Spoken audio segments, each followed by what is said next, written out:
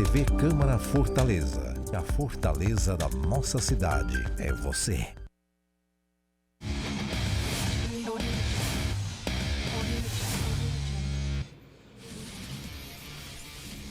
Fala, meu povo, começando mais um programa Resenha de Artilheiro. Estamos reunidos aqui toda segunda-feira na TV Câmara Fortaleza para trazer para você tudo o que rolou no mundo do esporte. TV Câmara Fortaleza é a emissora oficial da Câmara Municipal de Fortaleza e você fica ligado com a gente nas principais notícias esportivas. Por exemplo, as lamentações da quinta partida do Fortaleza sem vencer na Série A.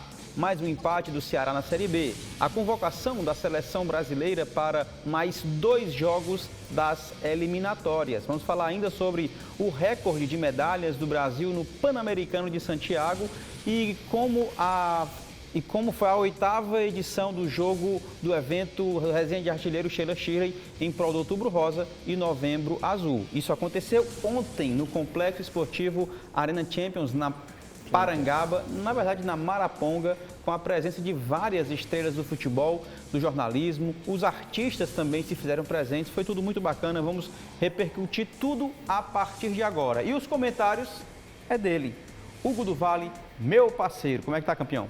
Fala, João Paulo Quintela, tudo bem, né? Boa tarde a todos os amigos da TV Fortaleza, canal 7.2. Glorificar aí mais uma edição do nosso jogo. Show. Falar um pouco aí sobre esse Fortaleza que voltou meio atônito, né, dessa final da Copa Sul-Americana, e o Ceará que continua na sua escalada, segundo o Mancini, para se preparar para 2024. Pois é, rapaz. Mancini, né? Mancini. Falando em Mancini, bora começar o nosso programa falando do Ceará Sporting Clube, que no sábado à tarde, no dia 4 de novembro, somou mais um ponto no Campeonato Brasileiro ao empatar com o Botafogo de Ribeirão Preto por 2-2 no estádio Santa Cruz, em Ribeirão Preto, pela 35ª rodada da Série B. A partida começou movimentada, com chances de lado a lado, mas quem abriu o placar foram os donos da casa, com Carlos Manuel aos 9 minutos. Apesar do resultado adverso, o Vozão foi para cima do adversário e conseguiu o empate aos 44 minutos com Guilherme Bissoli. Ele recebeu assistência de Chay e finalizou forte. Na segunda etapa, o técnico Wagner Mancini promoveu uma série de alterações e o mais querido conseguiu virar o placar com uma dessas mudanças. Aos 23 minutos, Guilherme Bissoli serviu Janderson, que livre de marcação colocou o Vozão à frente do marcador. Aí os donos da casa empataram aos 33 minutos com o Diogo Silva. Final empate 2-2. Cara, é coisa do jogo, né, bicho? Mas é impressionante. O Ceará virou a partida e deixou o Botafogo chegar ao empate mais uma vez. Ceará que, na minha visão, não consegue se encontrar em campo, mas eu gostaria muito de ver mais o Bissoli jogando. Ele que fez o gol e deu uma assistência. Bissoli fez o gol, o primeiro gol do Ceará, e o Janderson fez o segundo gol do Ceará. Cara, cada jogo do Ceará que passa, a gente tem a certeza, e aí o torcedor do Ceará vai querer me matar porque eu tô falando isso, mas eu tenho a certeza de que o Ceará poderia ter ido muito melhor nessa Série B. Você vê que chega treinador, sai treinador, muda-se time, muda-se jogador, volta jogador do departamento médico, alguns jogadores que estavam jogando saem para dar opção a outro, e o Ceará ainda tem qualidade sim dentro do campo. É a questão organizacional mesmo dentro do futebol do Ceará. Você vê que, por exemplo, o Mancini já fez várias alterações.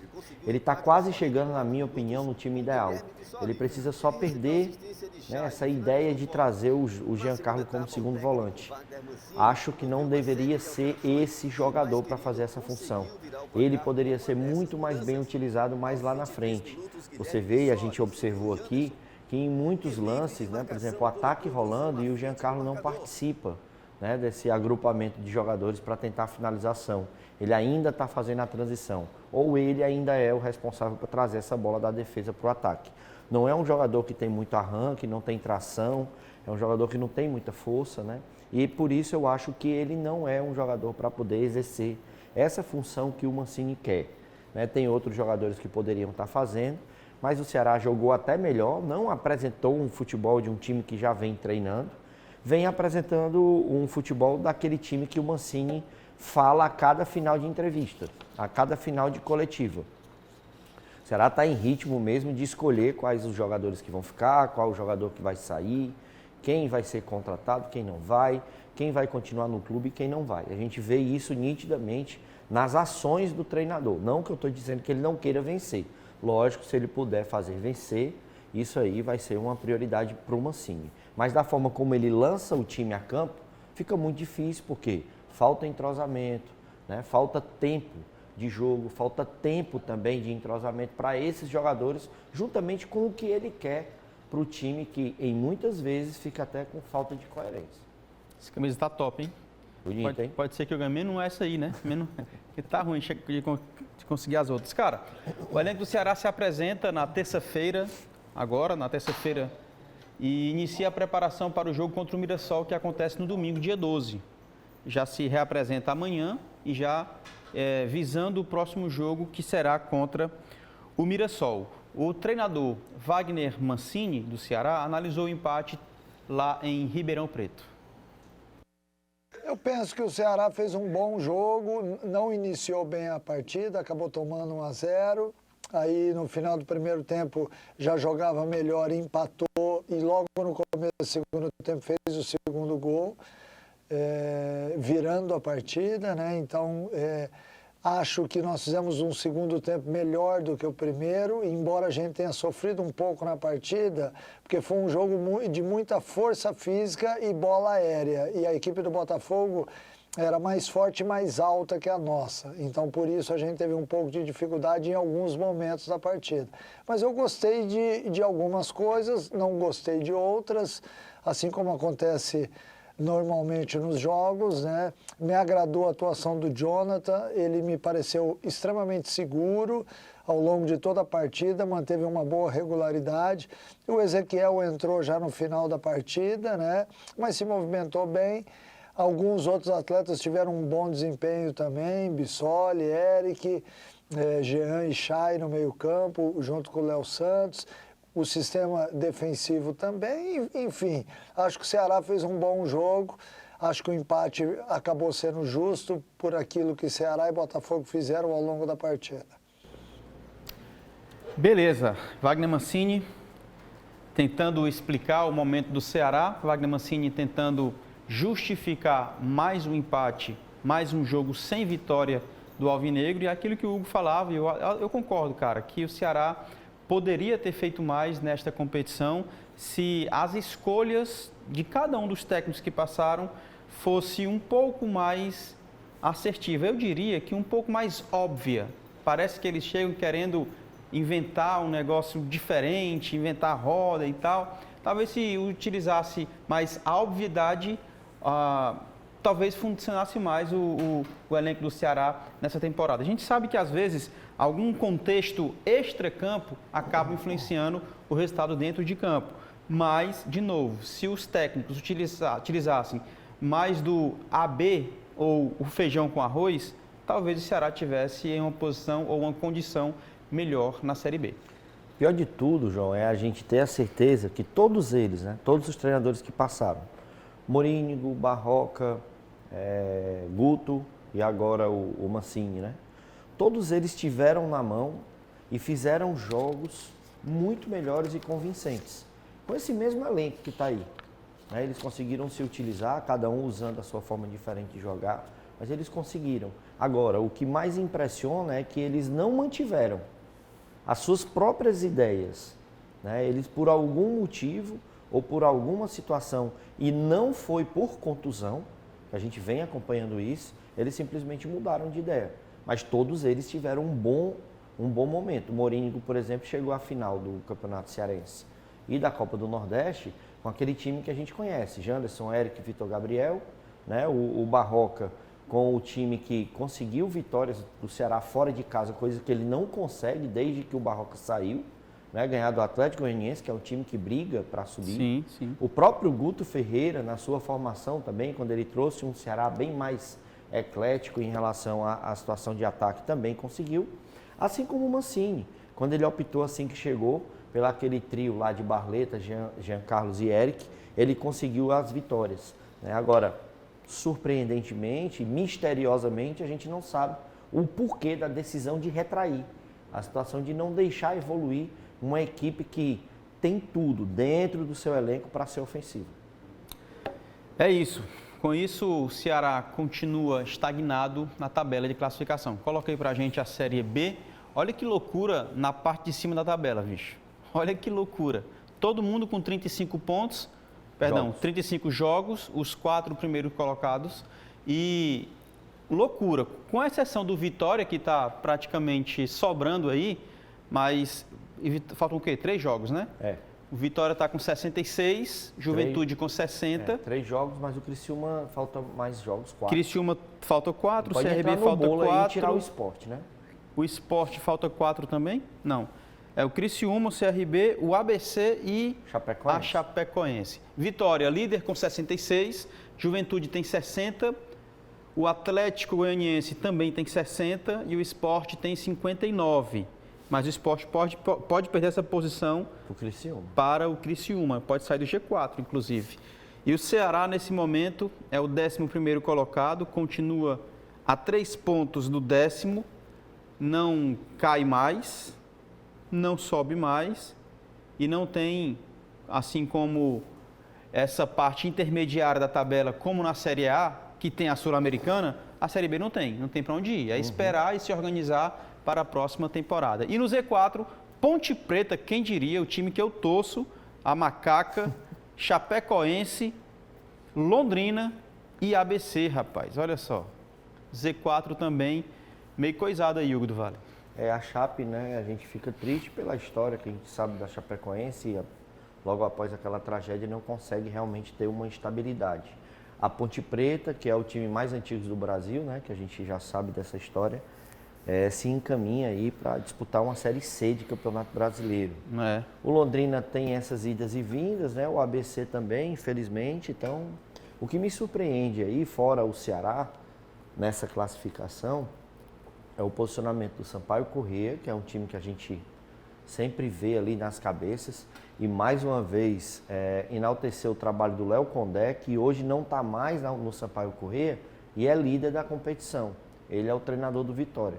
Saiu do Sampaio Corrêa, vinha para o Ceará, mas acabou indo para o Vitória. Então, nessa segunda página aí, a Ponte Preta, lógico, por estar rebaixada e não por estar brigando por acesso, que aí a gente não esperava mesmo, mas o Sampaio Corrêa, o Ceará e o Avaí, acho que a gente esperava coisa melhor. Na primeira página, confesso que o Mirassol é uma grata surpresa, o Novo Horizontino também, né? O Guarani está por ali, a gente sabendo das crises que tem por lá, também não é surpresa estar em 8º, né?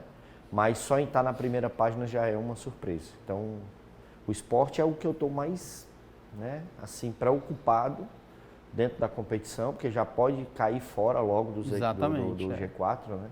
Teve um jogo contra o Mirassol, que é o time que o Ceará vai jogar, próxima rodada, perdeu. É o Enderson que está lá ainda, né? E não consegue vencer. O Enderson Moreira é o treinador. Parece que depois da chegada do Diego Souza lá, o negócio parece que deu uma desandada. Já pensou, rapaz? Mirassol, como falou o Hugo do Vale, é o próximo adversário do Ceará. O jogo vai acontecer domingo, dia 12 de novembro, aqui na Arena Castelão, e o horário às 15h45. Coloca a arte aí só para manter o protocolo. Eu já falei, mas coloca em tela a arte do jogo. E se não tiver, não bota não. Tá aí, ó. Pela Série B, quem dera fosse Série A. Quem dera fosse. Por isso eles queriam botar, né? Quem dera fosse Série A. Mas a Série B, o Alvinegro de Porangabuçu encara o Mirassol domingo às 15h45, dia 12 de novembro. Vamos lá. Agora vamos de Série A. Agora sim, realmente é Série A. Tá? O Fortaleza foi derrotado pelo Flamengo por 2-0 no Castelão neste domingo. Sabe por quê? Porque inventaram de botar o jogo na hora do nosso evento Resenha de Artilheiro, Outubro Rosa, Novembro Azul, pela 32ª rodada da Série A. Os gols do time carioca foram marcados por Pedro e Luiz Araújo. O jogo começou com as duas equipes explorando a velocidade de seus atacantes. Já na reta final do primeiro tempo, Luiz Araújo desarmou Lucas Sacha próximo da área. A sobra ficou com Felipe Luiz, que acionou Pedro na meia-lua. Ele dominou e finalizou no canto direito de João Ricardo. 1-0 Flamengo. Segundo tempo, Fortaleza pressionou bem, mas não teve competência para empatar. Aos 41 minutos, após aproveitar a saída errada do Fortaleza, Ayrton Lucas cruza na área, Everton Ribeiro faz o corta-luz e Luiz Araújo acerta o canto de João Ricardo. Placar final, Fortaleza 0, Flamengo 2. Em um placar esquisito para o que realmente foi o jogo. Juiz fraco demais esse aí, viu? Ei, deixa eu te dizer. Rapaz, você quer entrar em polêmica igual o outro lá. Deixa eu te dizer. Aí ela começar a não lhe chamar pros cantos. Aí Foi pênalti, não? pênalti? Ou foi falta, não? Não achei, não. Cara, eu achei É que foi disputa falta. de bola, né? Disputa de bola ali. Disputa por espaço, né? O Lucas Sacha acabou... Explicando, né? O primeiro gol gerado pelo Flamengo, o primeiro gol do Flamengo foi gerado, na minha visão, com uma falta que o jogador flamenguista fez em cima do Fortaleza. O Everton Ribeiro, eu acho. Não sei. No Lucas Sacha, né? Aí, no Lucas Sacha. E aí, na sequência do jogo, do lance, foi gol do Flamengo. Eu daria falta, mas aí, Hugo, você disse que não. Tá né? aí, ó. Estão disputando. Pronto, essa bola, aí, ó. Eu achei disputa de bola normal. Né? E aí Aí a bola para no pé de quem sabe, né? Aí é brincadeira. E deixar o Pedro, né, nessa situação de jogo é complicado, como você está falando, a especialidade dele, né?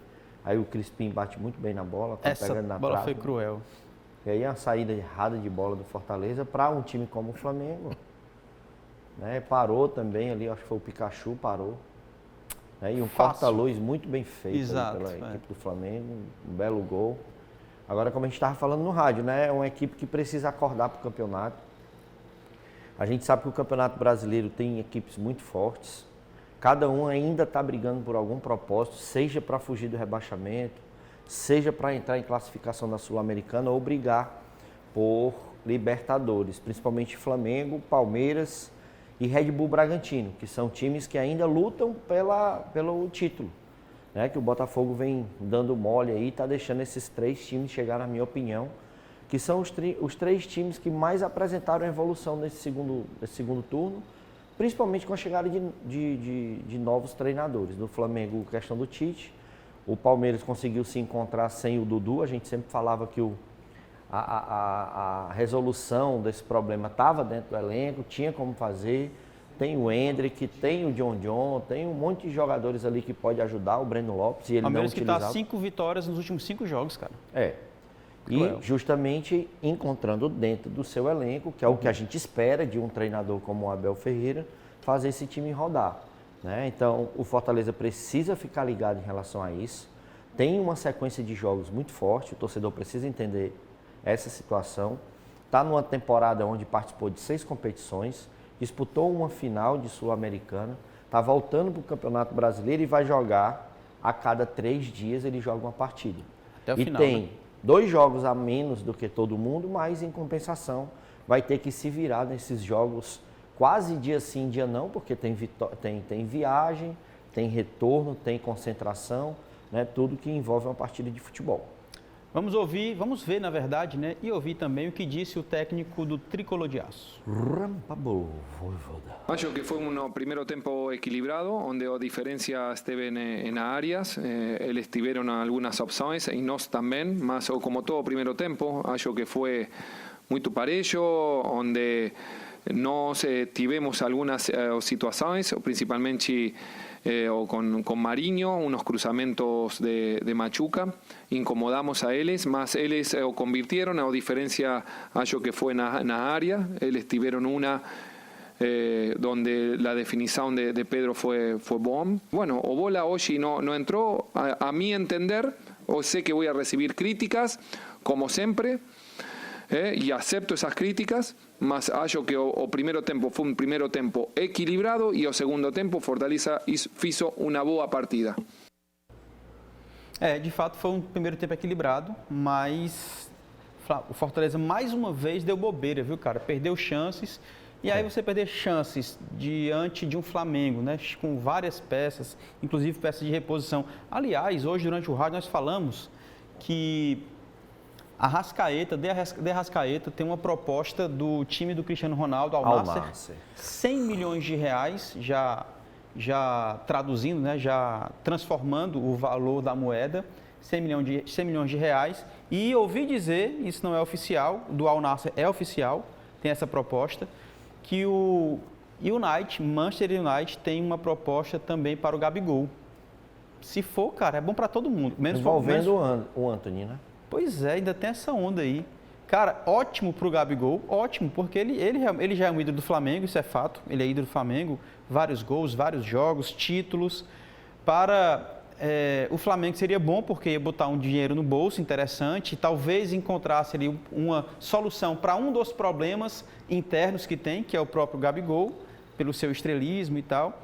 E para o United, não sei se seria bom não, mas sei lá, de repente, é jovem ainda, 26 ou 27 anos, tem muita lenha para queimar ainda e a característica pode ser que encaixe no time da Inglaterra, né?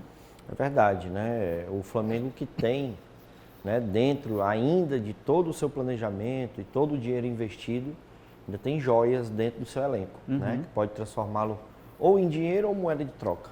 Você pensa aí que o Flamengo se desfaz do Gabigol, que é o seu ídolo atual, né? Não concordo, mas é o que a história está falando nesse momento.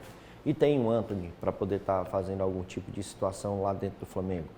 Lembrando, é só especulação. Sim. São algumas coisas que vêm girando em torno do futebol, já que o Antony não consegue se encontrar no United, né? Não vem tendo um bom relacionamento com o treinador, né? E aí sim poderia ser uma negociação muito bacana para a equipe do Flamengo. Voltando para o Fortaleza, a gente viu uma situação criada, né? Que foi aquele gol que a gente fala que perdeu o gol do Lucas Crispim, mas na verdade foi uma situação criada de gol por ele, que bateu na trave e tal.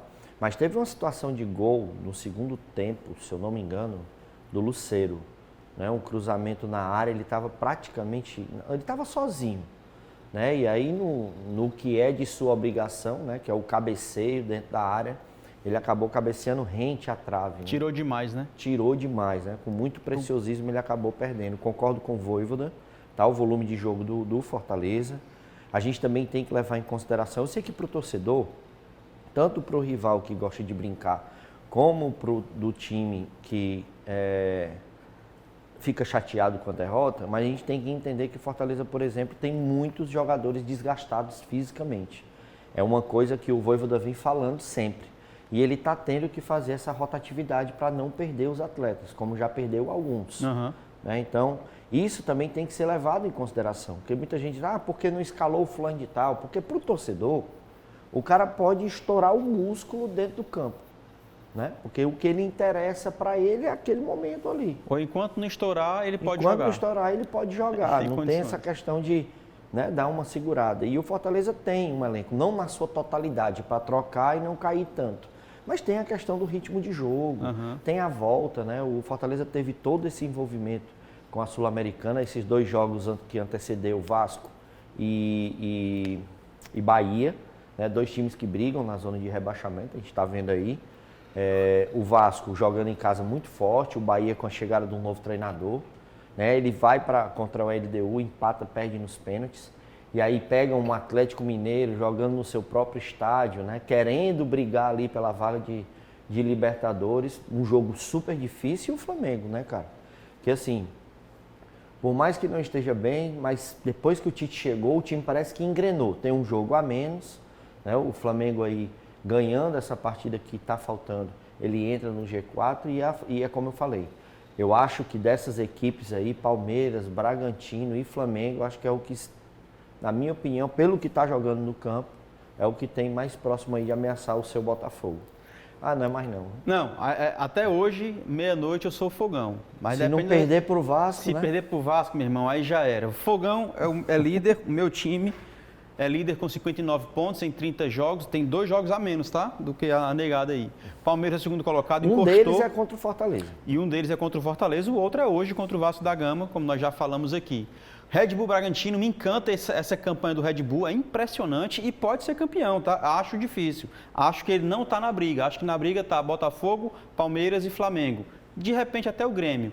Mas... eu coloco o Red Bull. Eu falo, não está na briga, mas faz umas 10 rodadas que ele está no G4, na verdade, em segundo ou terceiro colocado. Então, é fantástica a campanha desse cara. Assim, e com um jogo a menos, tá? Ó. É o que eu falo, é o que ele vem apresentando no campo. O Grêmio oscila, Aham. O Grêmio ganha, daqui perde, empata. O Bragantino não, como você falou, tá tendo uma sequência. O Flamengo tá tendo uma sequência. Palmeiras engatou 5 sem perder. Sim, sim. Então, assim, são os times que dentro do campo tá mostrando uma regularidade. Atlético Paranaense, Mineiro e Grêmio, na minha opinião, são os que mais oscilam. A gente viu na Série B a loucura, os 3 primeiros com 60 pontos. A Série A não tá diferente não, né, cara? 59, 59, 58, e sendo que o terceiro tem um jogo a menos ainda. É. Então, assim, pode constar, claro, que o líder também tem, o meu Fogão tem 2 jogos a menos. E Se lá eu não embaixo, me engano, um jogo também a menos do Bragantino é contra o Fortaleza. foi... Alguém confirma aí? Foi transferido para no final do mês, mas eu acho que não é Fortaleza não. É Red Bull e... Enfim, alguém confirma para mim, por favor. Mas o Fortaleza ainda Deve jogar com ainda Red Bull, enfrenta entendi. Red Bull. No Z4 ali, Goiás, Vasco, Coritiba e América Mineiro. Aqui é uma outra surpresa, assim como eu me surpreendo com o Red Bull jogando muito e merecendo estar no G4, eu me surpreendo com o Goiás e o Vasco da Gama no Z4, porque tem jogado bem tanto o Goiás quanto o Vasco em especial, praticamente toda a competição jogando bem, mas sendo ineficaz na hora de decidir as partidas e não conseguindo os resultados necessários para fugir do rebaixamento. Infelizmente, o time que eu torcia, vou ter que torcer na Série B do ano que vem. Cara, pra mim aí, eu continuo com o mesmo pensamento. América, Coritiba e Goiás. São os 3 times que eu acho que não conseguem sair dessa zona de rebaixamento.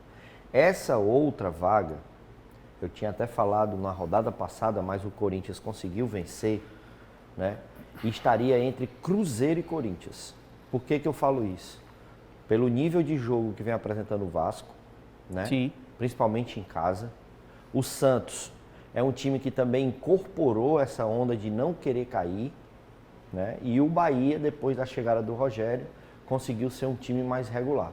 Então eu acho que essa vaga viria de Cruzeiro e Corinthians, né? Lembrando que o Corinthians... Tomara que o Vasco escape. Lembrando que Corinthians, Bahia, né, tem um jogo a mais do que as outras 2 equipes. Perfeito. Né? A gente pode ter aí o Vasco ganhando hoje, por exemplo, faz 37 pontos igual um monte de gente. Vasco não vai ganhar hoje. Não pode ganhar hoje. É contra o Fogão. Eu queria muito que o Botafogo ganhasse esse campeonato, cara, mas... É cruel. Mas que... Não, mas não fica... Apresenta uma instabilidade emocional, principalmente depois do principal jogo, né, da rodada, que ali foi um baque mesmo. Contra o Palmeiras, ganhando de 3 a 0 no primeiro tempo. Um pênalti ao favor e o Tiquinho Soares perde, né, e fica bem complicado. Aqui é o próximo jogo do Tricolor de Aço, no dia 8 de novembro, na quarta-feira, depois de amanhã, já pela Série A do Campeonato Brasileiro, às 20 horas, lá dentro. Jogo difícil pra caramba. Acho que o histórico do Fortaleza lá dentro não é positivo para a equipe cearense e vai ser um jogo brigado, confronto direto, inclusive, os 2 também próximos na tabela de classificação. Como eu falei, né, jogou domingo, já vai jogar na quarta. São 3 dias, sábado, é um jogo a cada 3 dias, até o final agora não tem mais por onde correr não, tá? É isso, finalizamos com Fortaleza e agora eu quero falar sobre a seleção brasileira, aliás... O Brasil, enquanto país, sendo representado nos Jogos Pan-Americanos de Santiago, no Chile. O Brasil encerrou sua participação com um resultado histórico. A delegação conquistou 205 medalhas e fez sua melhor campanha na história. Ao todo, foram 66 medalhas de ouro, um recorde, 73 de prata e 66 de bronze. O Brasil... Ainda foram garantidas 40 vagas para os Jogos Olímpicos de Paris em 2024, para a alegria imensa da entidade. Em relação ao Pan-Americano de Lima, disputado em 2019 e até então o mais vencedor da história do Brasil, foram 12 medalhas de ouro a mais em Santiago, ou seja, tinha sido 54 e agora conseguimos 66. De pratas tinha sido 45 e agora foram 73. Enquanto que de bronze nós tínhamos conseguido 70 e agora conseguimos 66. Tem uma brincadeira em relação ao Brasil, Hugo do Vale, no Pan-Americano, de chamarem de Bronzil. porque o Brasil sempre ficava em terceiro colocado nos Jogos Pan-Americanos. Era Estados Unidos, sempre liderando, aí às vezes Cuba ou Canadá em segundo e o Brasil em terceiro ali. Aí veio essa cunha, né, de Bronzil. Quebramos isso. Fomos o segundo colocado no Pan-Americano de Santiago e com 205 medalhas, 66 de ouro. Os Estados Unidos, disparado, nem conta, né, porque tem essa qualidade. E de quebra conseguimos 40 vagas olímpicas, ou seja, já estão confirmados alguns atletas para a Olimpíada de 2024 em Paris. Maravilha, né, cara? Legal pela evolução e também pelo pensamento, né, de entidade em relação a não só a Olimpíada, mas o Pan-Americano, que é muito importante, que é uma prévia, né, da Olimpíada. E ter como exemplo os Estados Unidos, cara. Os Estados Unidos ele é dessa forma porque desde o colégio, né, os garotos são preparados para disputar Olimpíadas. Né, e vem para o colégio, faculdade, investimento, bolsa de estudo. Né, o Brasil está evoluindo muito nessa condição. Lembrar, né, que pouca gente dá créditos ou então investe em 2 tipos de jogos, que eu acho que até você já participou, eu já participei, que são o GECS, o GEBS, o JUCS e o JUBS, né? Que são os jogos escolares brasileiros e cearenses e os jogos universitários cearenses e brasileiros.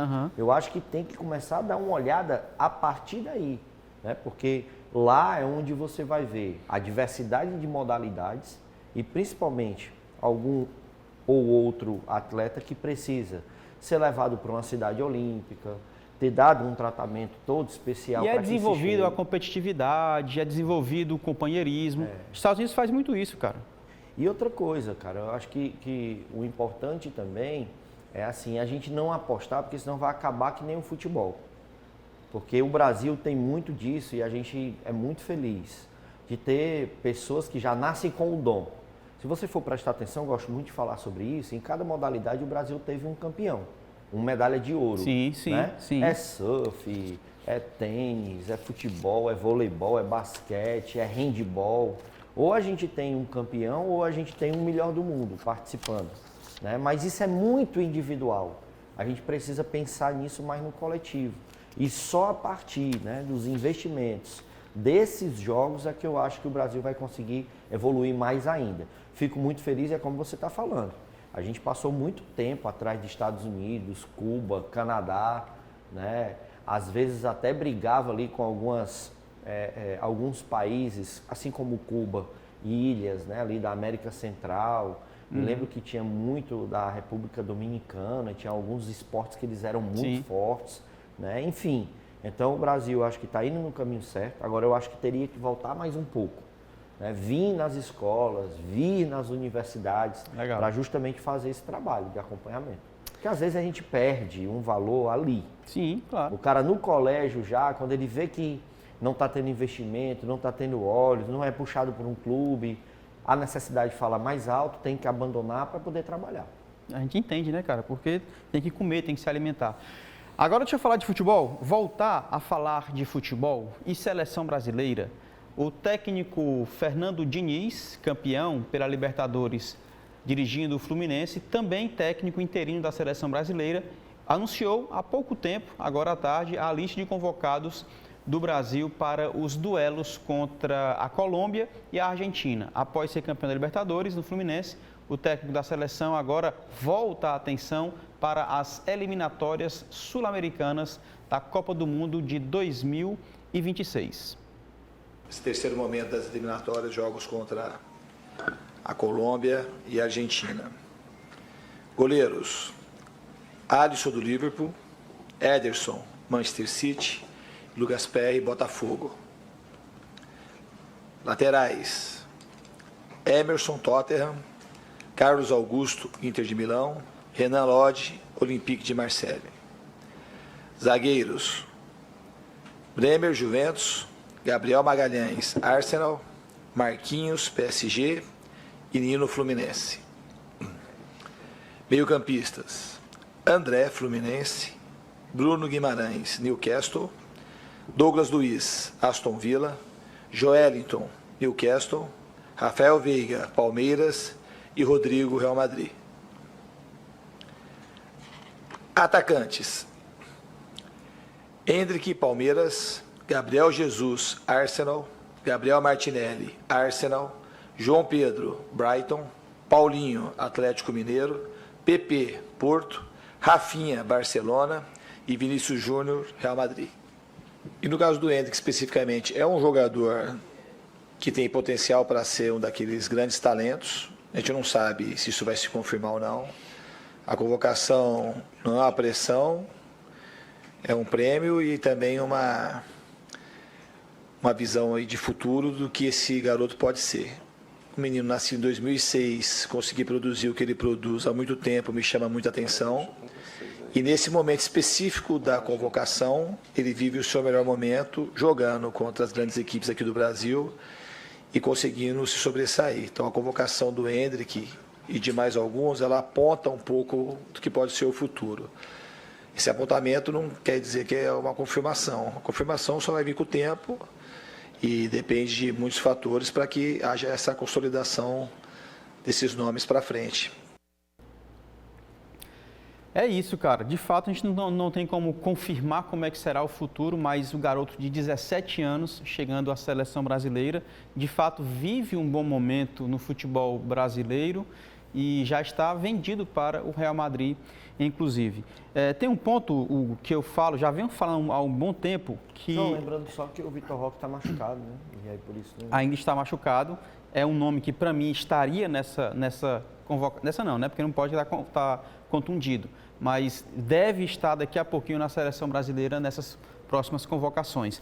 Mas um nome que eu acho muito interessante, pelo que ele vem fazendo na Premier League, que é o Gabriel Martinelli, não Jesus, o Martinelli, do mesmo Arsenal, ele é cruel, cara, porque ele tem mostrado um bom futebol, inclusive na Copa do Mundo ele também entrou bem, acho que ele poderia ser mais aproveitado. Porém, quando eu olho a posição que ele joga em campo, tem um camarada lá chamado Vinícius Júnior, que no Brasil, que no mundo, aliás, é uma referência hoje, talvez a principal peça, o principal nome da seleção brasileira, depois de Neymar, é Vinícius Júnior. Então fica ruim para o Martinelli disputar com o Vini Júnior, pelo menos nesse momento. Aí eu não sei se o Diniz encontraria alguma vaga, mas eu acho uma covardia o Martinelli não conseguir jogar de uma forma mais regular na seleção brasileira. O outro detalhe, como nós já falamos, é o Endrick, que foi convocado e recebe a sua oportunidade com apenas 17 anos. Para você ver a importância de você colocar o atleta para jogar naquilo que ele melhor faz. Foi só colocar o Endrick na posição dele mesmo, de quando ele foi e surgiu no Palmeiras como um jogador de ponta, um jogador de lado do campo, um jogador de extrema facilidade em condução de bola e principalmente ela em velocidade. O Endrick é um jogador que tem que partir da intermediária de ataque com ela dominada, combinando muito bem com os atacantes e ou meias, né, para poder fazer aquele 1-2 e passar em velocidade fazendo, né, a finalização. Basta você ver o último gol do Palmeiras, né, que foi agora no final de semana e foi justamente dessa forma. Então, eu acho que a maior responsabilidade do Fernando Diniz é tentar utilizar esses jogadores em suas reais posições. Discordo contigo em relação ao Vinícius Júnior, por exemplo. Vinícius, com certeza, é a nossa maior promessa depois do Neymar, mas não vem bem, né? Principalmente na seleção. Ele não consegue desempenhar o seu futebol. E talvez é um dos poucos que está jogando na sua posição de origem. O Rodrigo, por exemplo, vem para a seleção brasileira e não joga na sua posição. O Gabriel Jesus vem para a seleção brasileira e não joga na sua posição. Verdade. O Vinícius não. O Vinícius está tendo uma oportunidade tão grande na seleção que o próprio Neymar, que é o titular da posição onde ele atua hoje, está sendo sacrificado para jogar no meio-campo, para dar mais liberdade para o Vinícius Júnior. E desde a Copa do Mundo, ele não vem apresentando um futebol que a gente espera dele e que a gente sabe que ele pode apresentar. Queria ressaltar aí duas convocações. Muita gente reclama de alguns nomes que não conhecem. Primeiro, peço para poder fazer uma pesquisa e acompanhar alguns campeonatos. Hoje está livre de acesso. E o João Pedro é um jogador que realmente se destaca. Você pode muito bem ter muita surpresa com esse jogador. É um jogador rápido, é um jogador inteligente, vem se destacando num time praticamente de segunda divisão da Premier League, que é o Brighton, né? Que vem fazendo algumas surpresas dentro da competição, tá? E o outro que foi chamado também, que é o... Esqueci agora, cara, é do João Pedro, que eu queria falar. E o PP. PP, que surgiu no Grêmio, né, fazendo ali uma substituição ao Everton Cebolinha na época. Exato. Jogador também que atua assim como o Vinícius Júnior nessa posição. Vejo o Martinelli com a oportunidade de jogar como falso 9 também, ou um meia que venha do meio para frente. Eu testaria, bola, cara, mas não deixava ele de fora, pelo menos para testá-lo. Até porque ele já demonstrou dentro do campeonato, né, da Premier League, que como ele sabe jogar com facilidade. Ele é um jogador também que gosta de vir com ela dominada, né, dando tapa em velocidade e aí chegando até a grande área. Gostei da convocação, né, acho que é bacana. O Lucas Paquetá, mais uma vez, e o Fernando Diniz explicou, não foi chamado porque ainda está aquele processo. A CBF buscou, né, informações e ele continua no mesmo patamar, o processo. Só que lá na Premier League continua jogando e na seleção brasileira... E jogando muito bem, por sinal. Muito bem, né? E na seleção brasileira preferem, né, não convocar o atleta, segundo ele, para manter a coerência, né, e a ética na hora da convocação. Então eu acho que gostei demais. Não é que eu tenho implicância com o Joeliton, mas eu acho que é um jogador que fazem muita festa em cima desse jogador e ele ainda não consegue produzir aquilo que de nível de seleção brasileira. Como volantes ali, 4 nomes que estão jogando muito em suas equipes, né? O André, o Bruno Guimarães, o Douglas Luiz, perdão, e o Joeliton. Por mais que tenham, eu não tenho, mas você tem a sua ressalva, né? Mas estão jogando muito nos seus times, né? Então, são 4 nomes interessantes. A minha ressalva em relação ao Joeliton, cara, é justamente porque, assim, eu acompanho o atleta desde que ele era do Esporte Clube do Recife. Sim. Eu sei das suas qualidades.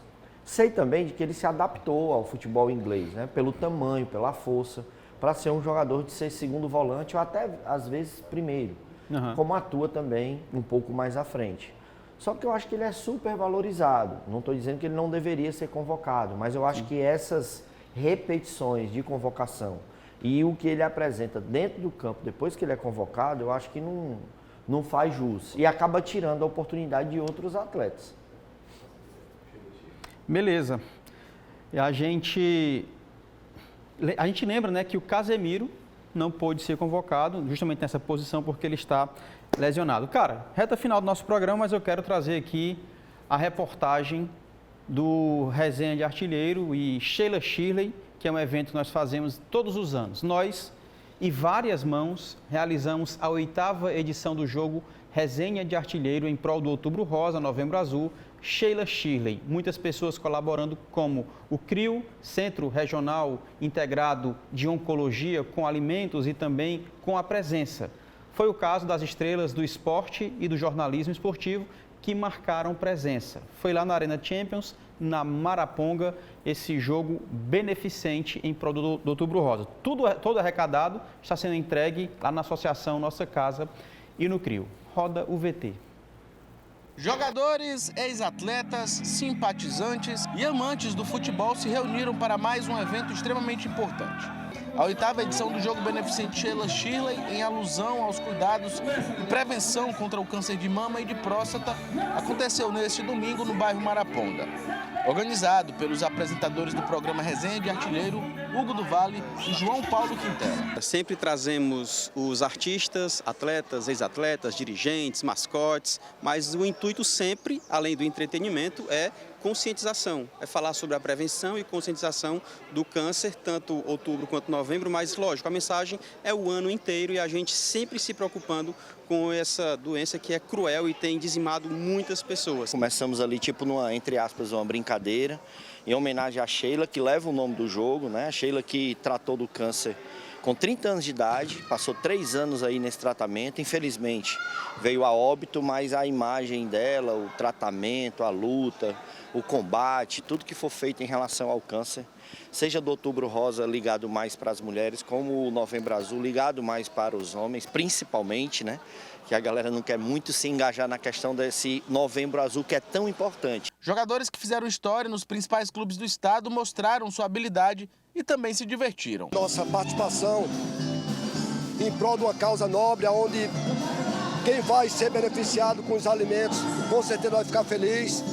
E eu agradeço a Deus por estar mais uma vez aqui nesse evento, agradeço a Deus por rever alguns companheiros, os companheiros também participando dessa causa. Já é o 8º jogo beneficente que a gente participa aí, a convite do Hugo. Então, sempre que a gente pode estar nesses eventos para ajudar aquelas pessoas que precisam, né? E esses eventos tem que existir mais, até porque não é só, tem que ser só uma vez no ano. Se você fizer um pouquinho durante o ano, com certeza vai ajudar muita gente. Todo o material arrecadado foi doado ao Centro Integrado de Oncologia do Ceará. Lá dentro também funciona a Associação Nossa Casa, né, que é a associação que recebe os pacientes que vêm do interior, que não têm a condição de fazer esse tratamento, e também daqui de Fortaleza, região metropolitana, que é baixa renda, né, como a gente fala, para poder estar lá e recebendo isso que a gente está fazendo aqui. O vereador Eudes Bringel prestigiou o momento e destacou a importância da causa. Essa iniciativa aqui do Hugo do Vale, junto com o João Paulo,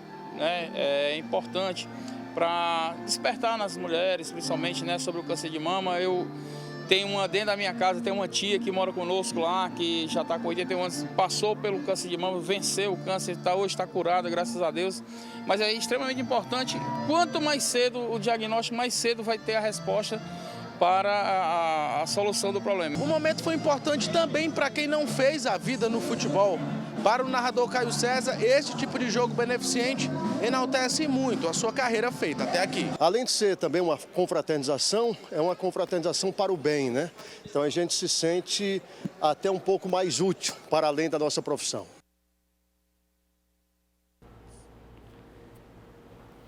Fiquei sabendo que teve um gol aí meio coisado, não foi? Rapaz, teve um gol aí, acho que o câmera pegou, depois a gente vê aí. Depois a gente vê aí. Cara, a gente fica muito feliz. Pra gente, é uma mensagem que a gente tenta transmitir através de pequenos gestos, mas de grandes parceiros. A ideia é lançar luz a essa doença terrível e o intuito sempre é de conscientizar todas as pessoas do câncer de mama, por exemplo. Câncer de mama. Como já foi falado em outros momentos, mulher se toca para poder perceber alguma coisa e fazer todos os exames no tempo. E também o homem, né? Novembro Azul, porque ano passado nós agregamos esses 2 meses, essas 2 mensagens, Outubro Rosa e Novembro Azul, para que todos os homens também possam ter essa conscientização. Foi maravilhoso, a gente sabe a dificuldade que é, ano após ano, mas Deus tem mandado aí parceiros, apoiadores que confiam no trabalho e acreditam na vida. Isso é o mais importante. Verdade, né? Também falar sobre os uniformes, né? A gente está dando mais alusão ao azul justamente por conta disso. O jogo era feito em outubro, agora a gente está fazendo no começo de novembro. Perfeito. Que aí pega o finalzinho de Outubro Rosa e começa o Novembro Azul. E é como você falou, né? Mulher se toca e o homem deixe ser tocado. Uhum. Porque essa é a forma mais correta e a forma mais assertiva de você fazer esse tratamento. Muita gente já perdeu a vida por conta disso, né? E eu acho que uma vez por ano você fazer esse tipo de tratamento, ir para esse tipo de consulta, eu acho que vale muito a pena, né? A gente, a cada dia que passa, tá aí, ó. O vereador foi entrevistado, tem uma pessoa na família. Uhum. A gente faz um jogo porque foi uma amiga minha. Você tem alguém que tem essa situação. Sim. Quer dizer, todo mundo tratando e logo tratando você tem condição de eliminar, né? Então a gente ficou muito feliz mais uma vez, a dificuldade foi grande, né? A gente teve prova do Enem contra o nosso jogo, a gente teve um Fortaleza e Flamengo com 50 mil pessoas no estádio contra o nosso jogo, né? A gente teve essa situação do domingo que a gente sabe que é complicado, né? Muitas pessoas têm os seus compromissos religiosos, mas mesmo assim a gente conseguiu levar um número de pessoas bacana. Acabei de receber aqui, só no jogo, só no dia do jogo, com a ajuda, lógico, lá do nosso parceiro, o Flávio, né, que é da associação do tio Flavinho, a gente só no dia do jogo arrecadou 300 quilos de alimentos, que já foram recolhidos lá da arena e foi levado lá para a associação Nossa Casa. Fora o que a gente contribui toda semana, né, que a gente vai mandando. Então, objetivo alcançado, né, a gente fica muito feliz com todo mundo que se engajou. Agradecimento aqui, se a gente for falar o nome das pessoas, a gente pode esquecer de alguém, mas aos jogadores principalmente, lembrar que todos esses caras aí, há 8 anos com a gente chegando junto, né? Não cobra cachê. Voluntariamente. São os caras que chegam assim desde o início. Tem jogadores aí que, por exemplo, na época não estava no seu melhor momento, mas com a ajuda, né, de uma causa social, alavanca muito, cara. Quando a gente acha que Deus não entra na vida da gente, traz um evento como esse, te associa a uma situação social, você já é lembrado em outras campanhas, você já é lembrado em outras situações. Então, eu costumo dizer que o Outubro Rosa, Sheila Shirley, ele é uma oportunidade para as duas situações, para quem vem contribuir com a gente e para a gente que é contribuído por essas pessoas. Sensacional. Então, finalizamos mais uma edição do Outubro Rosa, Novembro Azul, resenha de artilheiro, Sheila Shirley em prol da conscientização do câncer. Parceiro, muito obrigado mais uma vez. Eu que agradeço, parabéns mais uma vez pela condução do programa, pela apresentação, agradecer a toda a equipe técnica da TV Fortaleza, TV Câmara Fortaleza, essa equipe que esteve lá de pronto, câmeras, nosso amigo Carlos Henrique estava por lá, agradecer a todo mundo, Renata que liberou, né, e a todos que fazem a TV Câmara Fortaleza por ter acreditado mais uma vez nesse jogo da gente, só gratidão. Show de bola, a gente está aqui, não, está aqui, não, está aqui. Aí o close do homem é diferente. É diferenciado. Meu povo, muito obrigado de verdade pelo apoio de todos vocês e finalizamos mais um programa Resenha de Artilheiro, tá? Estamos terminando agora com produção, edição e roteiro Paulo Sérgio Cordeiro, concepção de conteúdo Lúcio Gleison Showa, edição de imagens Luan Botelho, engenheiro de telecomunicações e direção técnica Isaac Garcia, coordenação de comunicação da Câmara Municipal de Fortaleza, a jornalista Renata Sampaio. Comentários hoje, Hugo do Vale, o comentarista que deixa você na cara do gol. A gente se encontra na próxima segunda-feira aqui mesmo na TV Câmara Fortaleza, canal 7.2, às 16h30. E também na Rádio Fortaleza 90.7, toda segunda e sexta-feira, das 11 da manhã até 1 da tarde. Encontro marcado com você. Eu me despeço por aqui, fique você e toda a sua família na paz de Cristo e lembre-se, seja memorável sempre. Valeu, tchau.